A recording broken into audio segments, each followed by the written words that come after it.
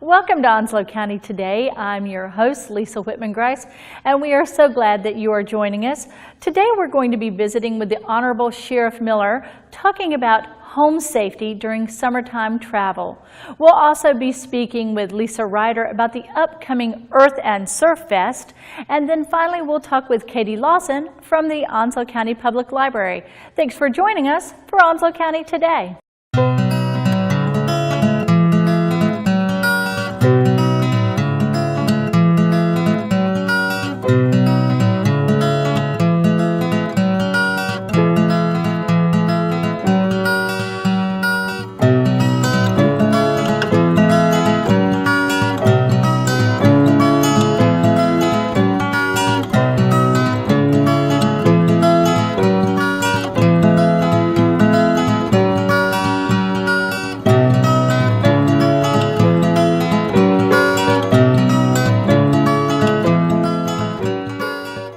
Welcome back to Onslow County Today, and joining us now is the Honorable Hans Miller, Sheriff of Onslow County. Sheriff Miller, it's a pleasure having you here. I am so glad to be here. Now, what we've asked you to do today is, with it being summertime and we're all ready to be on vacation and people out and about, but always we think about, first and foremost, the safety of our families and of our homes. And so we've asked you to come here today to tell us about how we can make sure that when we are out and about and on the road, we can be safer and how we can protect our homes. So first, let's just talk about some basic common sense home safety tips. And I'm so glad you mentioned common sense, because a lot of those things, if you kind of lean back and what can I do? I think in the military we call it situational awareness. Right. Be aware of what goes on in your home, around your home, and in your neighborhood. Okay. And if you see something that just doesn't fit right, you know, maybe take some notes. It may be something innocent, but maybe not. And the next day you find out your neighbor's house got broken into. Oh, okay. Then you have description, when it happened, what you saw. I think it's so important for citizens and their law enforcement to work together and to be on the same side. There you go. You know, one of the things that you say, and we've talked about in the past, is the importance of really developing that relationship. Trusting. What about just within our neighborhood, being the eyes and ears for our neighbors? I think that is so important, and we have been very active in the Onslow County area developing neighborhood watches. I have a very good officer. He is a retired Jacksonville police officer who is now one of my reserves, and he is so active in all parts of the county developing and training neighborhood watches. And he's very well received, and he knows what he does. Very good. So what are some of those things that he shares with people about what they can do just in their own homes to make sure that they're safe and secure? Absolutely, and as you stated, a lot of them are common sense. And I have a little list here to make sure that nothing falls through the crack. Absolutely. Situational awareness, of course, but stay in touch with neighbors that you trust and look out for their property and for their safety, and let them know, please, to look out for your safety. When you're not there, if somebody is around your house, take notes and maybe call Sheriff's Office, and in case of the city, call the police department and the municipalities, because it needs to be looked into, and it could be something innocent, but at least it was investigated. So I think that trusting relationship with neighbors is very important. Also, secure windows and doors, enclosed garages. When I patrol in parts of the county, a lot of times I see open garages. Oh, yeah. And I see tool chests inside the garage. Well, tools are kind of expensive, and a lot of times people just forget to close the garage at night, and then all of a sudden next morning they find out somebody took something that doesn't belong to them. Exactly, yes, sir. So, secure closed garage doors, and any tools or lawn equipment that is out in the lawn should be put up in a shed and then log the shed. And there's more to talk about. You know, I like that you mentioned those sheds, because we all, you know, they are in everybody's backyard, and you think, oh, it's in my backyard? Nobody's going to go in my backyard. And run off with my lawnmower or my garden tools. So it's not just a matter of closing the door, but securing and locking that door. Exactly. And a lock is a delay mechanism. People can break a lock, but it takes additional time. And a lot of times it's a deterrent. So if it deters, somebody goes to somewhere else. I think they call it hardening the target. So we've made sure things are secure, but there are also some simple things that serve as other deterrents. Simple as a porch light or other kind of lighting, other things we can do on our landscape.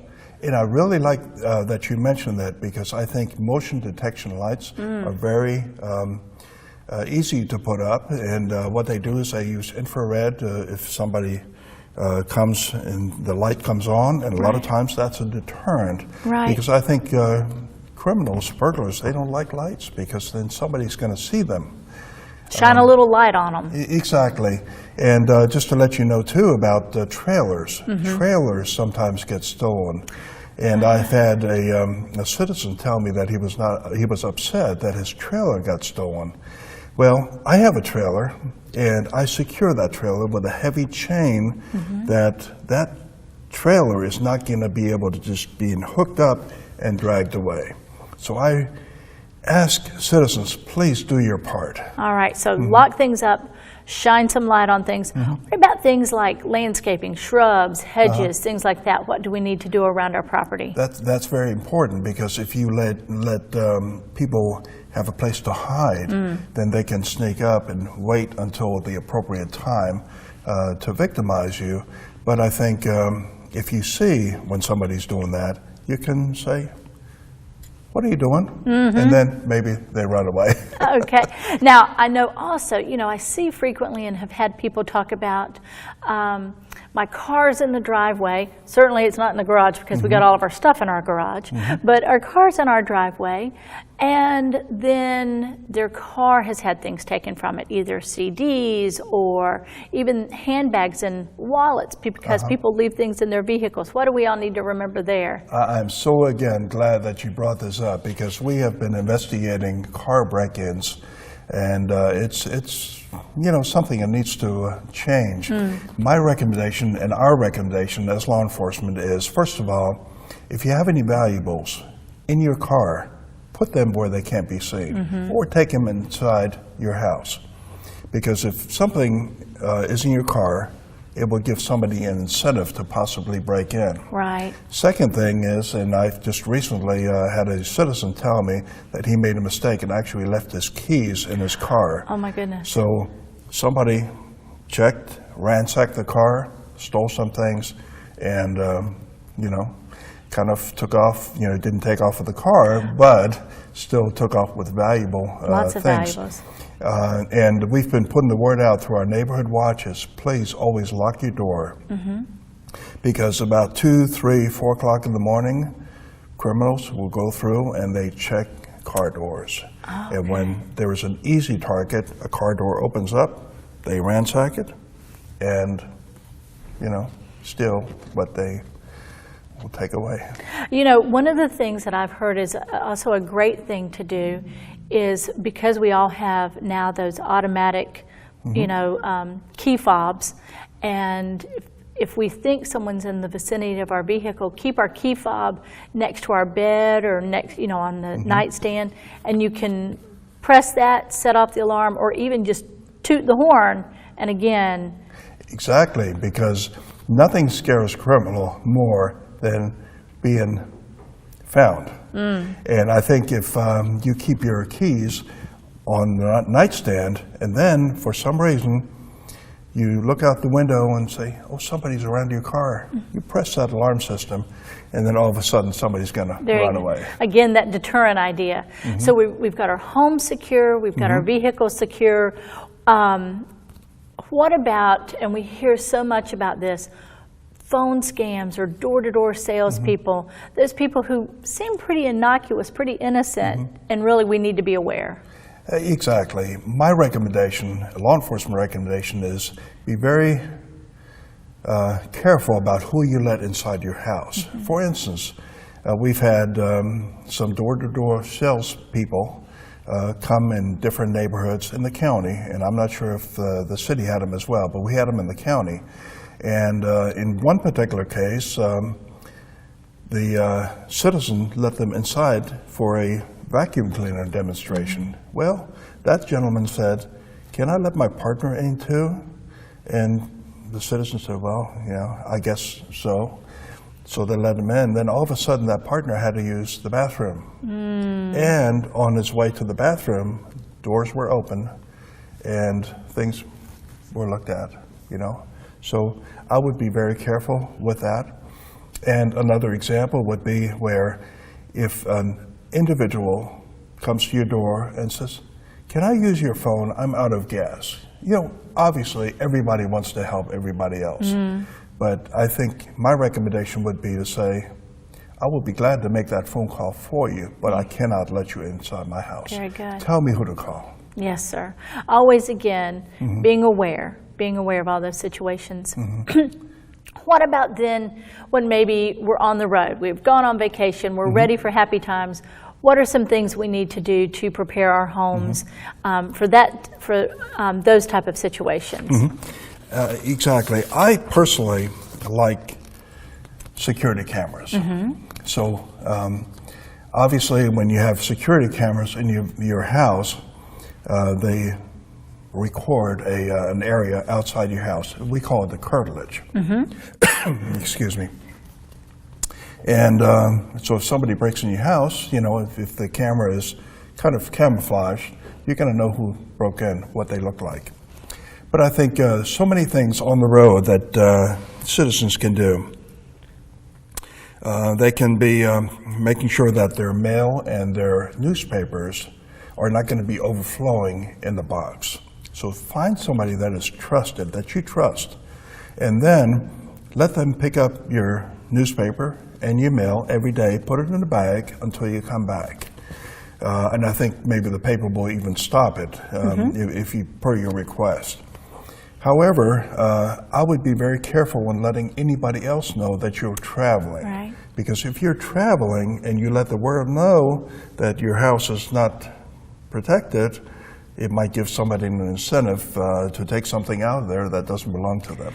That's one of the things we see, certainly when you're off and you're having a good time, and then people post pictures on Facebook or people post pictures on, any type of social media. We know that our friends and family are seeing them, but then it's that next layer that might be audible, that next tier, and you don't really know who's always seeing that. And sometimes you're just saying, "I'm not home," and a big advertisement, isn't it? Exactly. 2 years ago when I rode my motorcycle to Wyoming and to Mount Rushmore, I didn't post any pictures until I came back. And I think that's just being careful. Yes, sir. But there's so many other things too that only inform trusted people. Automatic lights, which we talked about already. Keep your cell phone handy. Cell phones are a crime prevention tool. Right. However, I always let it be known, if you're driving, please do not text while you're driving. Absolutely because not. It just creates collisions. Absolutely. But I think 911 is very easy to call in case you're victimized. Credit card statement. When you're on the road, a lot of times you make purchases, but a lot of times those credit card numbers are compromised. So I would recommend to every citizen every month, check your credit card statement to see whether you actually made those purchases, because if you didn't, you need to let your credit card company know. Yes, sir. And one other thing I would like to say in home security, I've been around firearms my whole life, and I've raised children with firearms in my house. My firearms were always secured, and it's actually the law that when you have children, to not have them accessible to firearms unless they're under direct supervision. Very good. Yes, sir, certainly. So many good things. And the Onslow County Sheriff's Office is very aware of citizen concerns, and if anybody has any questions, please call us, because we want our citizens of our county and our visitors to be safe and sound. Well, you know what? That's a great point to end on. When we're on vacation and we're enjoying the summertime, it's best to have peace of mind while we're doing it so we can really enjoy it. Absolutely. We live in a great county, and we wanted to stay that way. Thank you so much, Sheriff Miller. We really appreciate your time and sharing these great facts with us. Welcome back to Onslow County Today, and joining us now is one of my favorite friends with Onslow County. It's Lisa Ryder with Onslow County Solid Waste and Keep Onslow Beautiful. Welcome back, Lisa. Thanks for having me. Now, this is an award-winning, fun time that we're going to talk about today, and that is Earth and Surf Fest. Tell us a little bit about it. Yes, ma'am. It's our 10th annual Earth and Surf Fest, believe it or not. And so it's first and foremost an environmental awareness event, of course, but we like to incorporate fun things that folks can get out and enjoy our beautiful coastal community environment and kind of get to know like what the environment here is like and participate in those fun events that kind of get you out there. So one of those is the 5K beach run. So it's actually a run on the beach, which is fairly unique to around here. And then we have a 1 mile fun walk. So if you don't want to do the full 5K, you can do the 1 mile fun walk or run. Okay. We have a surf contest, and that's tradition for Earth and Surf Fest. Back when it started, 10 years ago, part of the initial programming was the surf contest, and that has grown tremendously. And heats for that contest start very, very early in the morning, around 7:30.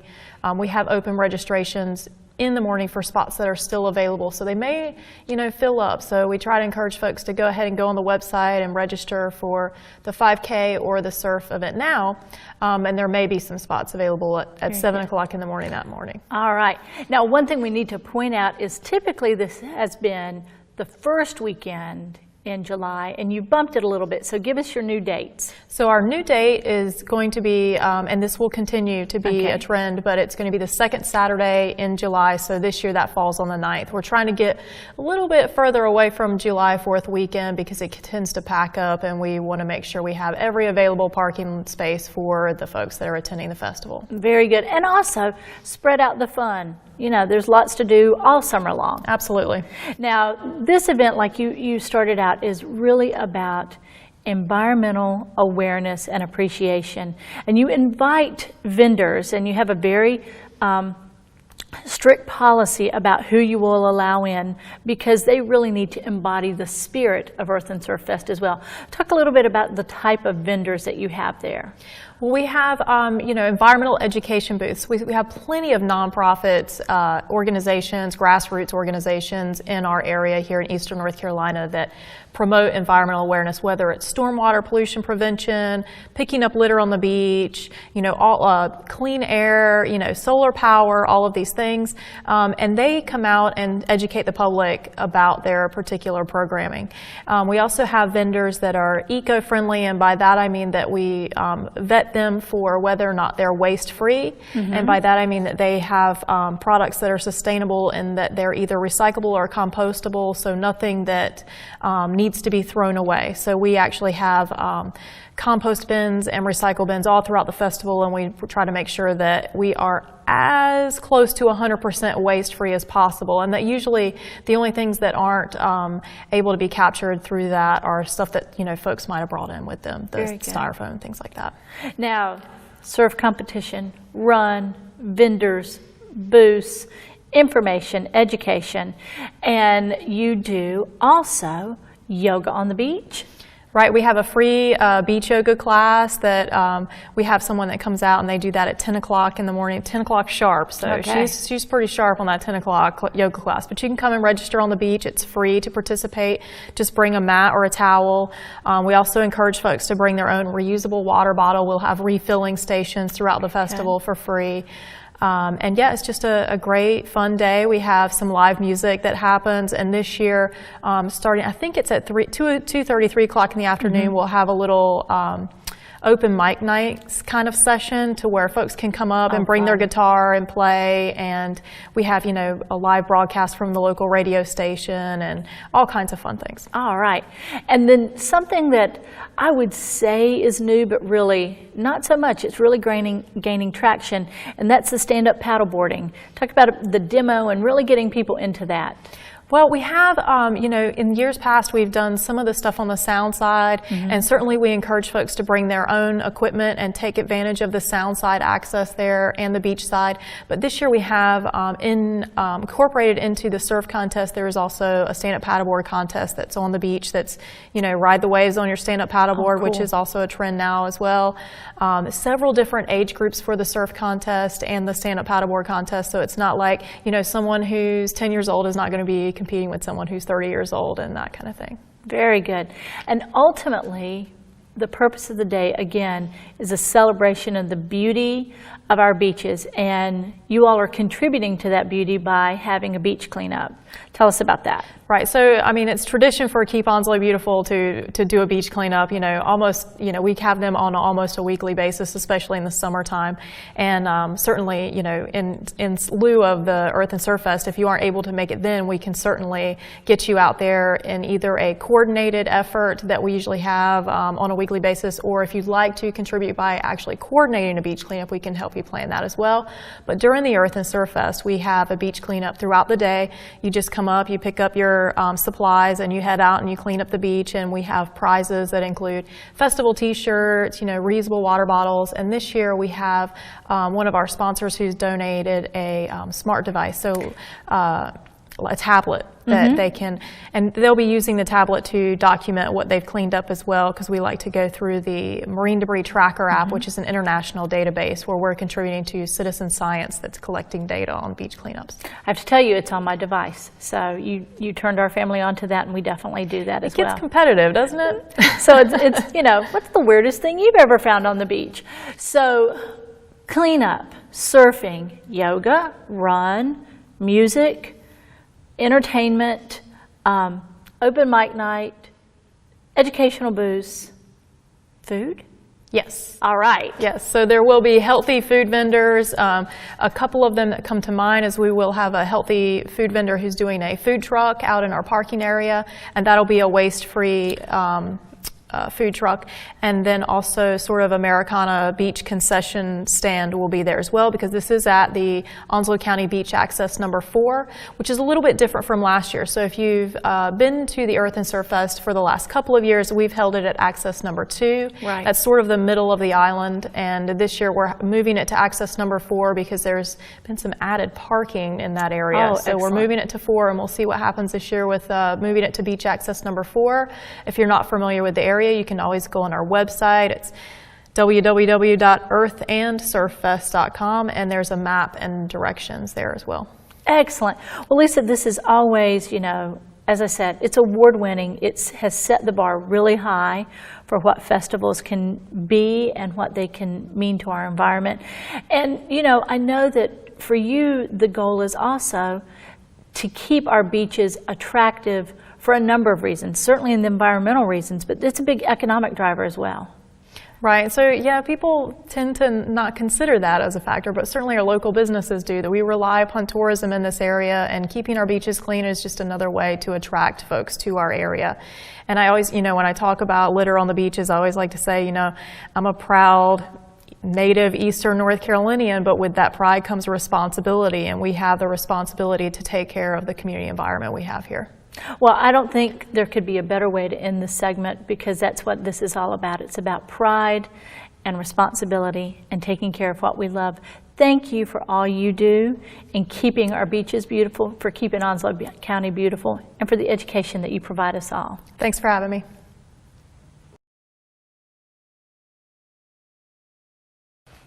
Welcome back to Onslow County Today, and joining us now is Katie Lawson. She is the branch manager of the Richlands Public Library, and is going to share with us, Katie, some things that are going on kind of system-wide in the library system.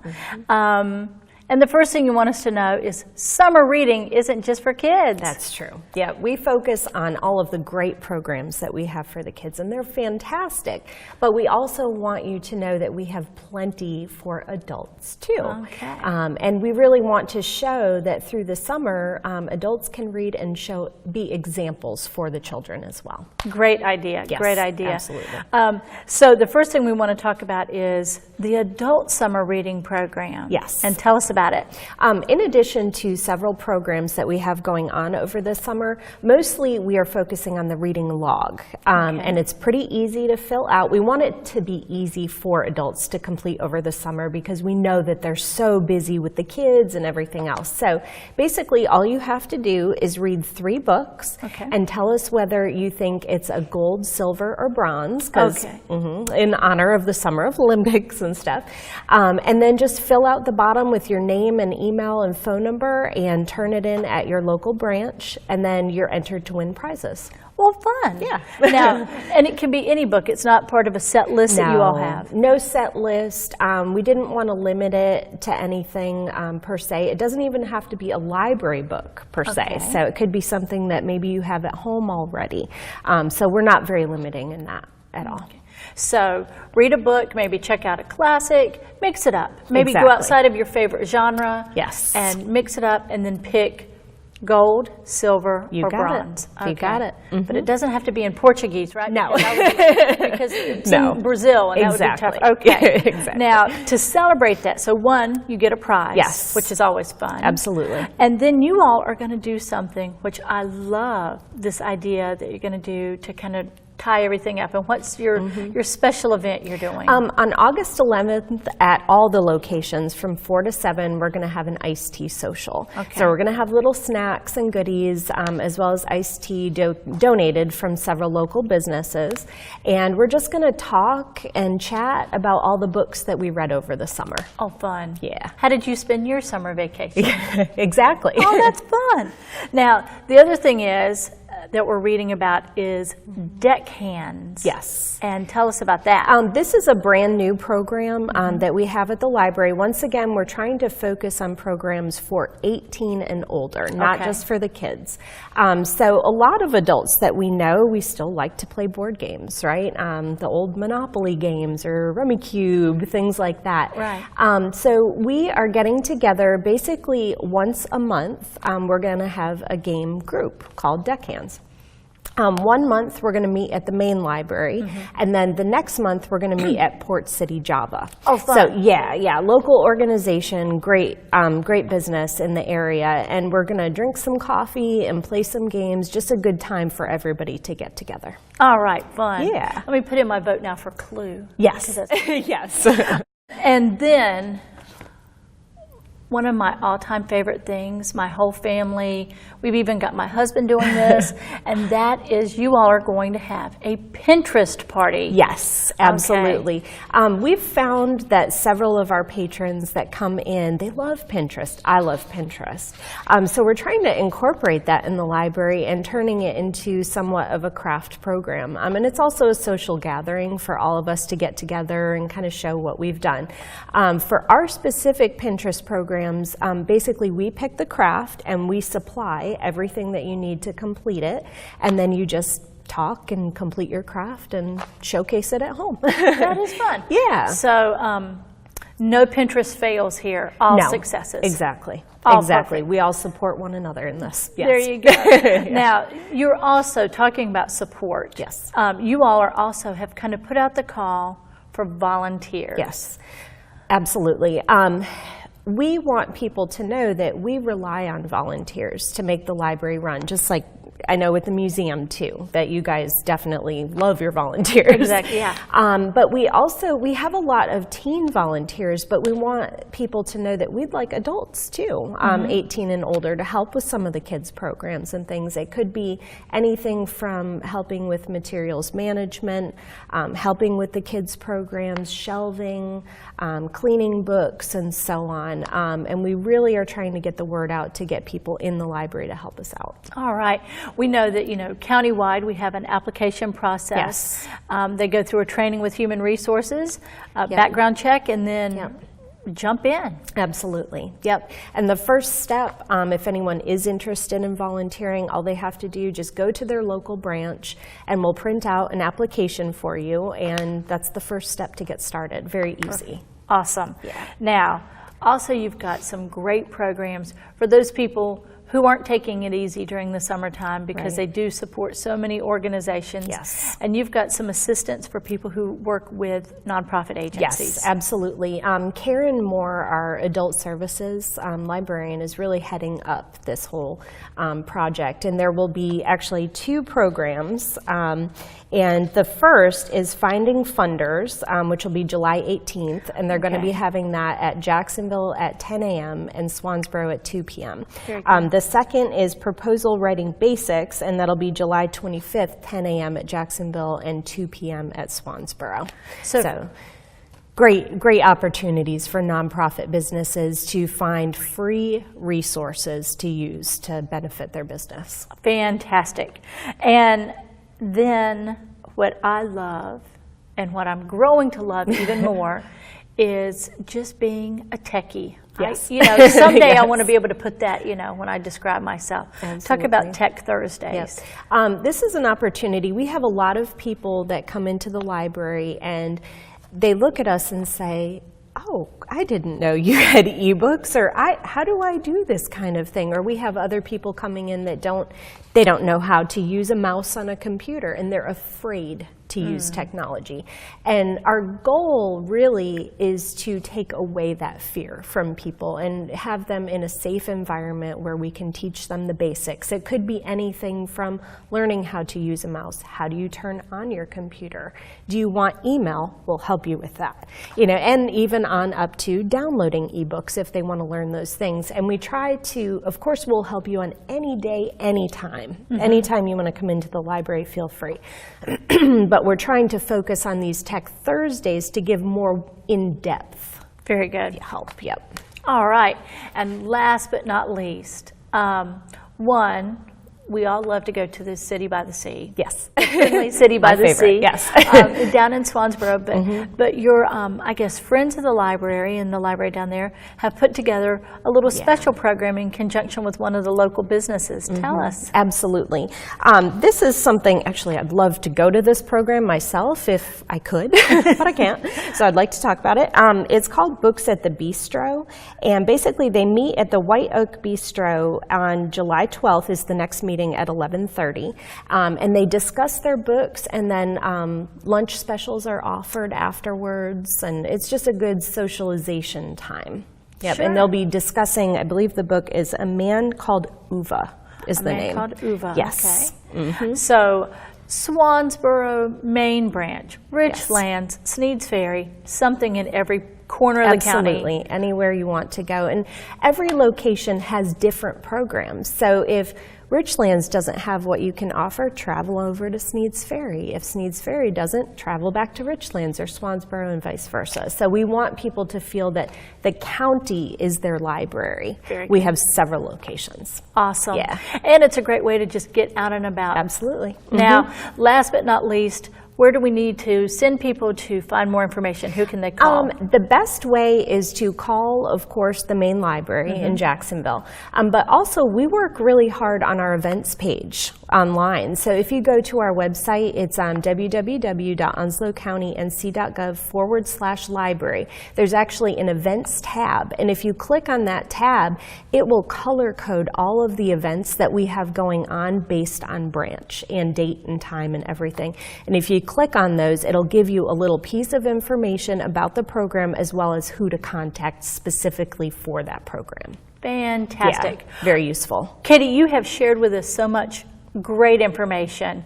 I've got my books picked out. Good. So, good. We'll be ready to go, and then we'll meet you for tea. How about Awesome. that? Sounds good. Well, Katie, thanks so much as always, and we look forward to our next visit. Great. Thank you. Thank you, as always, for joining us for Onslow County Today, and a special thank you to our guest, the Honorable Hans Miller, Sheriff of Onslow County, Lisa Ryder with Keep Onslow Beautiful and Earth and Surf Fest, and finally, Katie Lawson from the Onslow County Public Library. Summertime is here, and it's time to get out and explore your Onslow County today.